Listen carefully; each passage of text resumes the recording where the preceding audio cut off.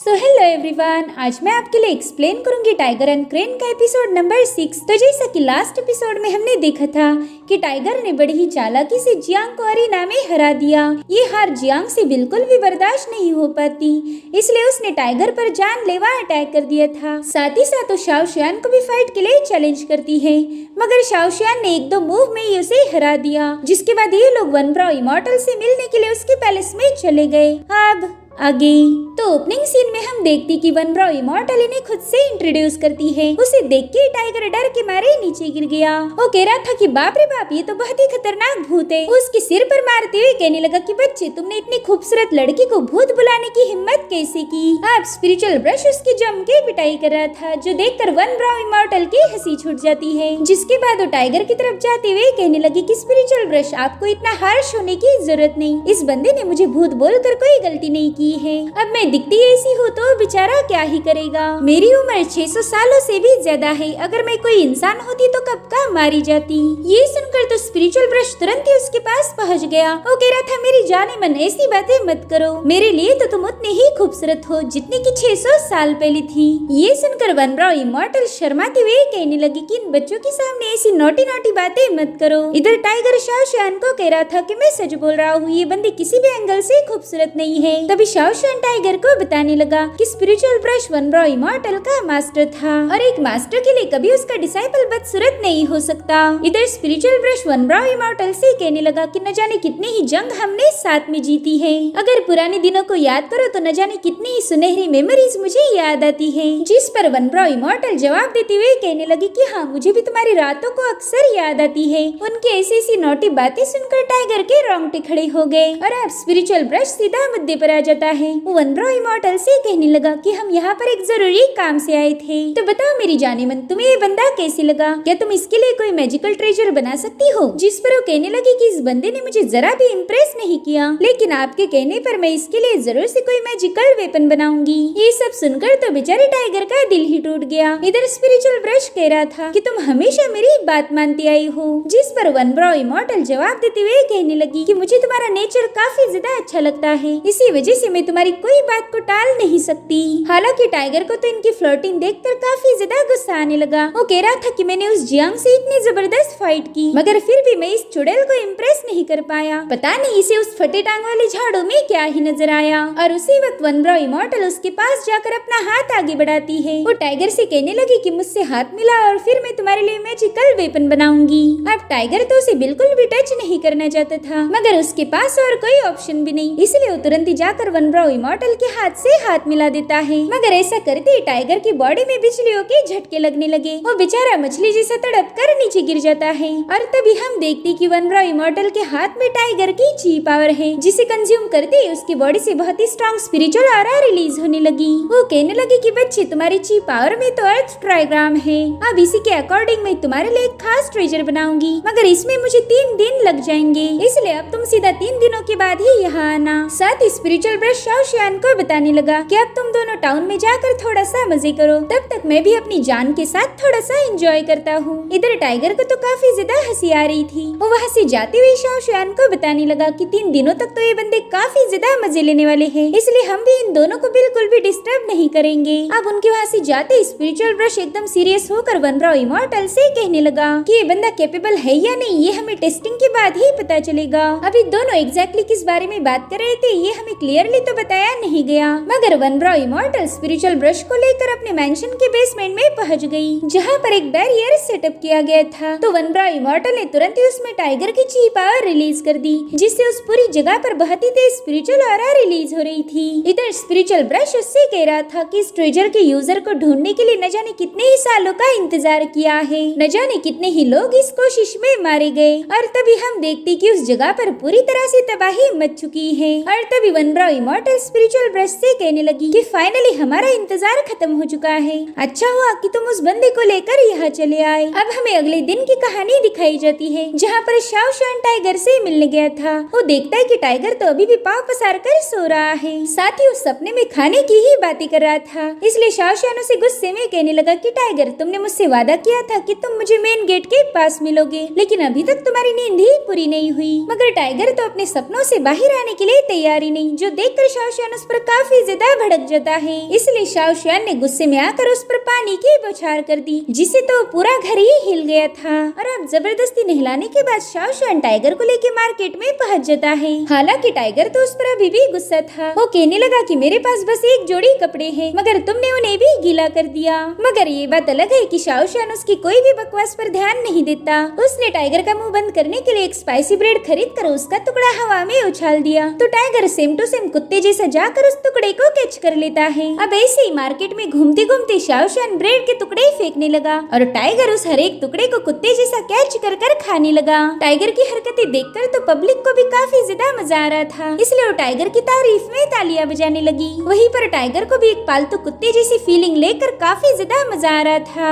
अब ऐसे ही करते करते इन लोगों ने पूरे मार्केट का एक चक्कर लगा दिया। तब तक शाओशियान की ब्रेड भी खत्म हो गई थी, लेकिन टाइगर अभी भी अपनी जबान बाहर निकाल कर उसे ब्रेड की मांग कर रहा था। तो शाओशियान ने अपने हाथ झटकते हुए उसे बता दिया कि ब्रेड तो खत्म हो गई। और ब्रेड के खत्म होते ही टाइगर की अकल भी ठिकाने पर आ गई थी। वो शाओशियान को गालियां देते हुए कह रहा था कि तुमने पूरे मार्केट में मुझे कुत्ता बनाकर घुमा दिया। तुम्हारी वजह से मैं किसी को मुंह दिखाने के लायक भी नहीं बचा। मैं डेफिनेटली तुम्हें जान से मारूंगा। और तभी टाइगर की नजर एक होटल के बोर्ड पर गई, जिसे देखते ही टाइगर के चेहरे पर एक स्माइल आ गई थी। वो शाओशियान से कहने लगा कि अगर जिंदा रहना चाहते हो तो मुझे यहाँ पर खाना खिलाओ। तो शाओशियान उसकी बात मान जाता है। वहाँ जाते ही टाइगर ने खाने पर ऐसा ताव मारा कि वहाँ के सभी लोग उसे देखने लगे। उसने लगभग 100 लोगों के हिस्से का खाना अकेले ने ही निपटा लिया था। इधर शाओशियान चाय पीते हुए कहने लगा कि तुमने मुझसे बदला लेने के लिए मेरा काफी ज्यादा बिल बढ़ा दिया है। तो टाइगर अपना बाउल नीचे पटकते हुए कहने लगा कि आइंदा से मुझसे पंगे मत लेना, वरना मुझे खाना खिलाते खिलाते ही कंगाल हो जाओगे। और तभी टाइगर की नजर एक सिंबल पर जाती है, जिसके बारे में वो शाओशियान को पूछ रहा था। तो शाओशियान उसे बताने लगा कि ये जाओ सेक्ट का एक सिंबल है। जाओ फैमिली उनके मैजिकल स्पीयर के लिए फेमस है।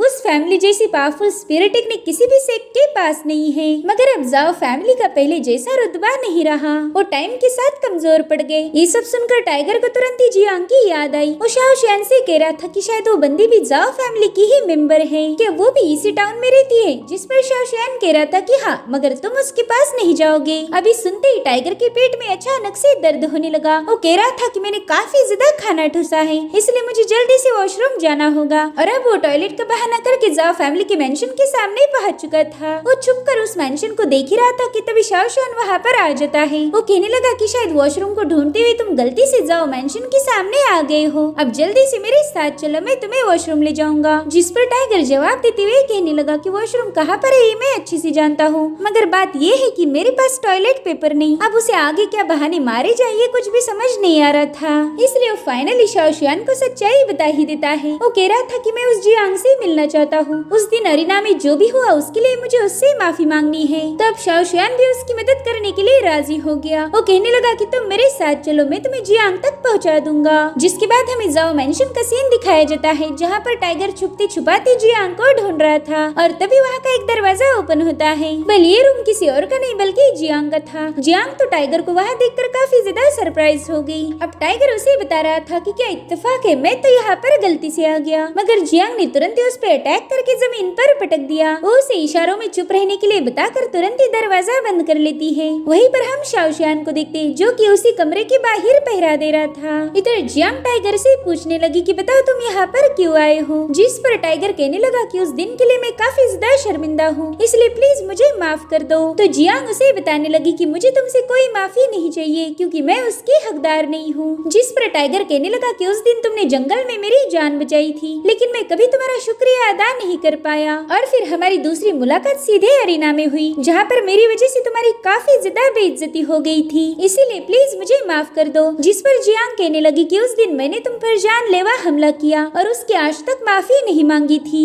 और वैसे भी मेरा गुस्सा तुम पर नहीं बल्कि खुद पर है, खुद की कमजोरी पर है। मैं एक लड़की होने की वजह से मुझे मेरी पहचान छुपा कर फाइट करनी पड़ी, और फिर बाद में तुमने मुझे एक्सपोज किया, जो कि काफी ज्यादा डिसअपॉइंटिंग था। मैंने वो मुकाबला हार कर अपनी जाओ फैमिली की इज्जत मिट्टी में मिला दी। लोग हमें डरपोक और कमजोर समझते हैं, लेकिन एक दिन ऐसा जरूर आएगा जब उन्हें जाओ फैमिली के सामने अपना सिर झुकाना होगा। खैर, अब तुमने यहाँ से जाना चाहिए, यहाँ रुकना खतरे से खाली नहीं। इधर शाओ शुआन भी जियांग की सारी बातें गौर से सुन रहा था। साथ ही उसे जियांग के लिए काफी ज्यादा बुरा लग रहा था, क्योंकि इस बंदी में बहुत ज्यादा पोटेंशियल है, मगर वो एक लड़की होने की वजह से उसके टैलेंट को इग्नोर किया जाता है। अब टाइगर भी मायूस होकर वहाँ से जाने लगा, मगर वो जाते वक्त उससे पूछता है कि क्या तुम मुझे दोबारा मिल सकती हो। और तभी उन्हें सर्वेंट्स की आवाज आई जो कि जियांग के फादर को ग्रीट कर रहे थे। इसलिए जियांग ने जल्दी से टाइगर को अपने कपबोर्ड में फेंक दिया ताकि उसके फादर गलती से भी टाइगर को देख न ले। इधर जियांग के फादर उससे पूछने लगे कि बताओ मेरी बच्ची, आज तुमने क्या सीखा। तो जियांग तुरंत ही उन्हें एक एम्ब्रॉयडरी का पैच दिखा देती है। इधर टाइगर भी चुपके से उस एम्ब्रॉयडरी के पैच को देखने लगा। वो कहता है कि ये बंदी तो वाकई काफी ज्यादा टैलेंटेड है। इधर जियांग अपने फादर को अपनी कुछ पोएम्स भी दिखा देती है, जिन्हें देखकर वो काफी ज्यादा इम्प्रेस हो गए। जिसके बाद वो कहते हैं कि मेरे लिए थोड़ा सा म्यूजिक प्ले करो। तो जियांग ने तुरंत ही अपना ग्योकिन बाहर निकाल लिया। वो बहुत ही प्यारी धुन प्ले कर रही थी, जिसे सुनकर तो टाइगर के होश ही उड़ गए। वो सोचता है कि ये बंदी फाइटिंग के साथ साथ दूसरी चीजों में भी माहिर है। वो उस म्यूजिक में खोकर एक इल्यूजन में पहुंच जाता है,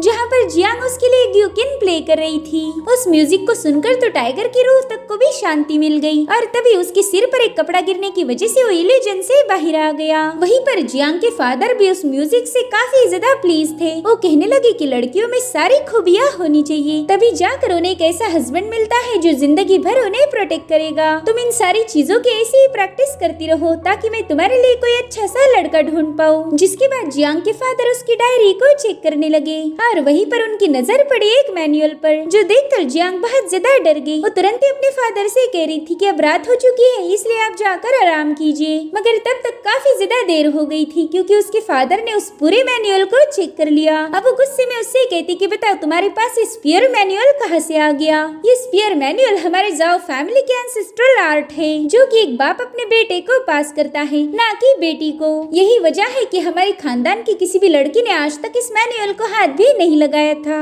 इस मैनुअल को प्रोटेक्ट करने के लिए हमारे एंसेस्टर ने कुछ रूल सेट किए थे, क्या तुम्हें उनके बारे में पता नहीं। जिस पर जियांग घबराती हुई कहने लगी कि हाँ, मैं उन नियमों के बारे में जानती हूँ। जो भी इस मैनुअल को हाथ लगाएगा उसे खुद ही खुद को अंधा करना होगा। साथ ही उस लड़की को अपाहिज बनाकर हमेशा के लिए कैद किया जाएगा। इस खतरनाक पनिशमेंट के बारे में सुन के ही टाइगर के होश उड़ गए। इधर जियांग के फादर उससे कह रहे थे कि तुम्हें सब पता था, मगर फिर भी तुमने स्पीयर मैनुअल चुराने की हिम्मत की। तुम मेरी बेटी हुई तो क्या हुआ, मैं नियमों के खिलाफ नहीं जा सकता, मगर फिर भी मैं तुम्हें एक आखिरी मौका देता हूँ। जल्दी बताओ क्या तुमने इस मैनुअल को चुराया था। तो जियांग भी हिम्मत दिखाते हुए कहती कि हाँ, मगर वो अपना सेंटेंस पूरा कर पाई इससे पहले टाइगर कबर्ड से बाहर कूद गया। अब टाइगर को बाहर आता हुआ देखकर जियांग और शाओ शुआन के होश उड़ गए। इधर टाइगर जियांग के फादर को बताने लगा कि तुम्हारी जाओ फैमिली का स्पीयर मैनुअल काफी ज्यादा फेमस है, तो ऐसा स्पेशल मैनुअल भला मैं मेरे हाथों से कैसे गवा सकता हूँ। वेल, मैं हूँ जाना माना डाकू जेड फेस फ्लाइंग टाइगर। वैसे तो वो मैनुअल मैं सीखना चाहता था, लेकिन मैं तुम्हारी काफी ज्यादा इज्जत करता हूँ, इसलिए मैंने सोचा कि वो मैनुअल वापस लौटा दूं। अब उसे अच्छे से प्रोटेक्टेड रखना,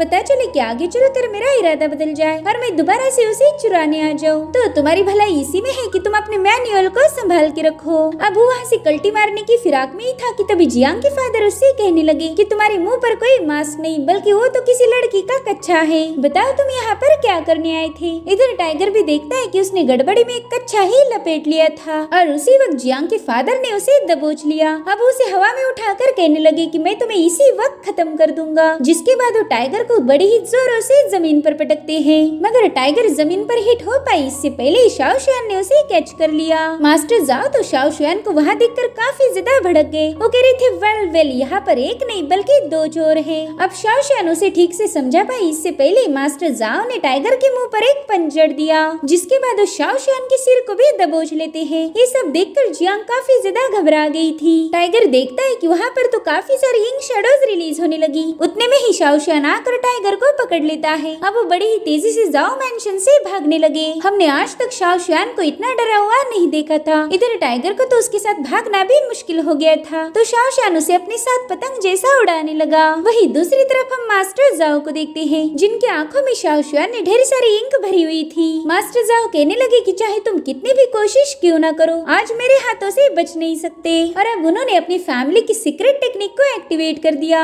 जिसके बाद वो अपने बंद आंखों के साथ ही स्पीयर स्पीयर को रिलीज कर देते हैं। अब वो स्पीयर बड़ी तेजी से शाओ शुआन और टाइगर का पीछा करने लगा। उस स्पीयर में थंडर की बेशुमार पावर थी, जो कि बड़ी ही तेजी के साथ इन लोगों के पास पहुंच गया। इधर शाओ शुआन ने उस स्पीयर से बचने के लिए टाइगर को जल्दी से साइड में पुश कर दिया, जिसके चलते स्पीयर का पहला अटैक तो मिस हो गया था, मगर वो स्पीयर दोबारा से यू टर्न लेकर इनकी तरफ आगे बढ़ता है। शाओ शुआन को पता था कि ये स्पीयर काफी ज्यादा पावरफुल है, अगर इससे बचना है तो उसे स्पिरिचुअल ब्रश की मदद लेनी होगी। इसीलिए वो जल्दी से स्पिरिचुअल ब्रश को समन करने की कोशिश करता है, मगर स्पिरिचुअल ब्रश तो वनब्रो इमॉर्टल के साथ मैंशन के बेसमेंट में था, जिसके चलते उसे शाओ शुआन की कोई आवाज नहीं आती। वहीं पर टाइगर देखता है कि शाओ शुआन उसे बचाने के चक्कर में खुद ही उस स्पीयर के हाथों मारा जाने वाला है, तो उसने तुरंत ही शाओ शुआन के आगे जंप लगा दी। उस स्पीयर ने इन दोनों में से किसी एक को तो घायल कर दिया था, जिसके चलते ये दोनों भी सीधा उस रूफ से नीचे पटक गए। इन दोनों को घायल करने के बाद उस स्पीयर भी वापस लौट चुका था। इधर शाओ शुआन काफी ज्यादा डरा हुआ था। अब वो जल्दी से उठकर टाइगर की इंजरीज चेक करता है, और तभी वो देखता है कि टाइगर ने शाओ शुआन को बचाने के लिए अपना हाथ खो दिया। अगर टाइगर उस स्पीयर के बीच में नहीं जाता तो शाओ शुआन को अपनी जान गंवानी पड़ती। इधर शाओ शुआन को तो यकीन ही नहीं हो रहा था कि टाइगर ने उसे बचाने के लिए खुद की जान की बिल्कुल भी परवाह नहीं की। अब टाइगर उससे कहने लगा कि बड़े भाई, मेरी वजह से आप एक बार फिर से मुश्किल में फंसे हो, प्लीज मुझे माफ कर दो, मुझे नहीं लगा था कि वहाँ पर इतना बड़ा मसला होगा। जिस पर शाओ शुआन कहता है कि हमें जल्दी से स्पिरिचुअल मास्टर के पास जाना ही होगा, बस एक वही है जो तुम्हें हील कर पाएंगे। जिसके बाद शाओ शुआन टाइगर को लेकर सीधा वनब्रो इमॉर्टल के मैंशन की तरफ रवाना हो गया। और इसी के साथ एपिसोड यहीं पर एंड हो जाता है। Thank you so much for watching. Bye bye, take care.